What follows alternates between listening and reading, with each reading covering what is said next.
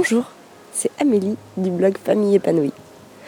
Aujourd'hui, je voulais te parler de l'épuisement. Alors, j'avais déjà fait une vidéo sur l'épuisement maternel, donc là je vais traiter un peu le sujet d'une différente manière. Ça va pas forcément être l'épuisement maternel au sens où on l'entend d'habitude, ça va être juste comment gérer la fatigue émotionnelle, la fatigue quotidienne quand on a ses enfants. Bonjour. Oui, très bien. Parce que c'est pas toujours évident, clairement, de s'occuper de ses enfants, notamment à temps plein. Et du coup, comment gérer, comment faire quand chaque maman devient une agression? Parce que forcément, ça, c'est pas évident à gérer. Quand on est fatigué, quand on en a marre, quand les enfants sont excités, il faut pouvoir aussi trouver une certaine paix en soi, un certain apaisement, pour pouvoir apaiser aussi ses enfants. Parce que on est très communicants, c'est un peu, on interagit énormément avec nos enfants. Sur un principe de vase communicant, c'est très fort. On a tendance à faire passer beaucoup de choses à nos enfants.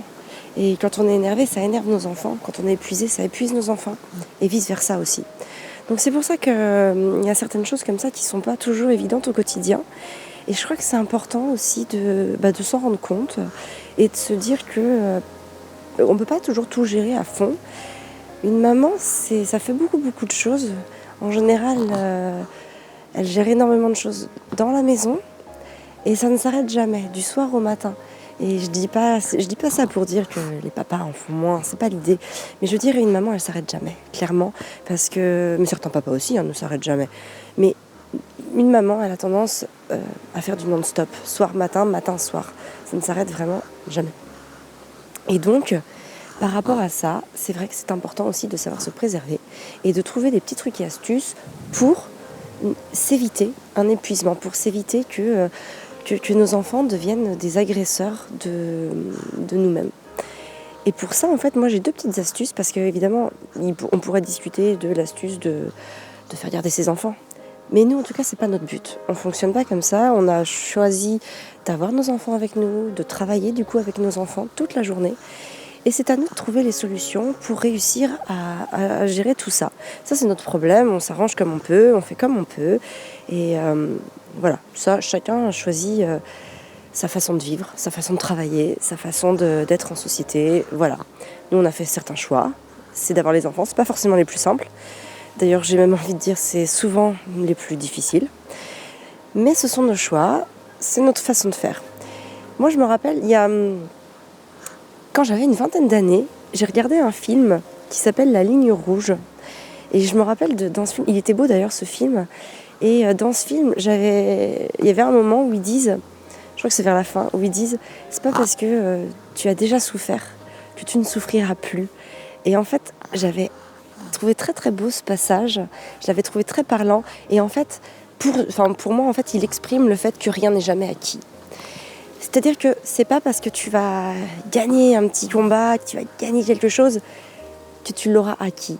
Et en fait, c'est ça avec les enfants, c'est qu'il y a des moments où ça va, mais c'est jamais acquis. C'est-à-dire que ça peut ne plus aller l'instant d'après, ils peuvent se chamailler, ils peuvent tomber, du coup pleurer. Bref, il peut se passer plein de choses et du coup, il faut sans cesse être en alerte, sans cesse être sur le qui-vive pour, même en termes d'observation, hein, c'est de l'observation de tous les instants, de la surveillance, parce qu'il faut faire attention aussi à eux, les laisser évoluer librement, tout en assurant leur sécurité. Ça, c'est pas évident, hein, ça peut être même dans une simple balade, il faut faire attention à la route, etc. Même si les enfants connaissent le danger, ont une certaine appréhension, il faut la mettre là parce qu'on est le garant aussi de leur survie, de leur sécurité, mine de rien.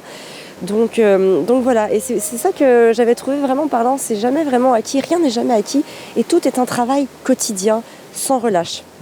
Alors pour en revenir à nos moutons, pour en revenir à ma façon de faire, en tout cas moi quand vraiment je sens que ça va plus, que j'y arrive plus, que je me sens agressée par mes enfants, et qu'il faut que je prenne du recul, que je lâche prise, eh bien moi j'ai deux petites astuces qui marchent pas mal. La première, c'est de trouver un moment avec mes enfants, donc ça va plutôt être de la lecture. Donc on va tous lire un livre. Je les prends tous et on s'apaise en lisant un livre. Du coup, eux, ça les calme, ça les recentre sur moi, je remplis leur réservoir affectif et ça leur fait énormément de bien. Et c'est vrai qu'en général, une fois que l'atmosphère est plus détendue, on peut facilement plus passer à autre chose.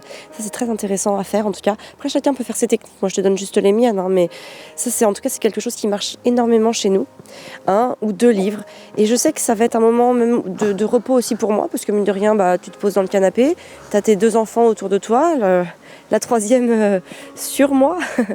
et voilà, et ça nous fait du bien. Et la 2e petite astuce que j'ai, c'est sortir. Quand à un moment, dans la maison, il y a un trop plein d'énergie, que la tempête est latente, il faut sortir, il faut aller s'aérer, il faut aller marcher, les faire se défouler, faire du vélo, courir, sauter, ramasser des feuilles. Bref, il faut aller dehors, il faut faire le vide et ça permet de faire le vide. Et moi aussi, en fait, de les voir évoluer, ça me permet aussi de prendre du recul, de me sentir bien parce qu'ils ne sont pas du coup en train de me parler.